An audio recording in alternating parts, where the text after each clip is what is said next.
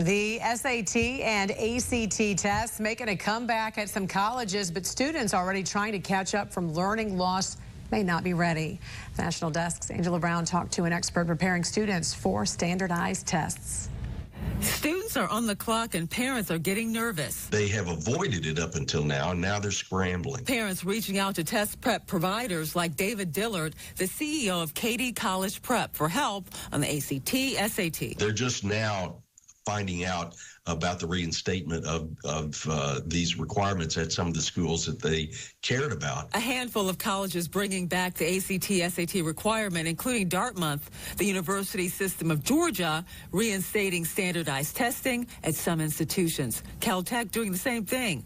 But some educators like Sean Harper, business professor at the University of California, don't agree. I was obviously disappointed that Harvard and a handful of other highly selective private institutions have unnecessarily returned to a practice that ultimately makes no difference in determining who is likeliest to succeed in college. The chaos during COVID forced many testing sites to close down, many colleges dropping their standardized test requirement. There are many students that could have benefited from having tests that read the headlines and assumed they were not needed or they would not be of value. Now, on top of closing the learning loss gap, students are now playing catch-up on the ACT, SAT. We're seeing people who are making delayed decisions coming back and paying attention to it at this point, and some anxious parents who know their students aren't ready.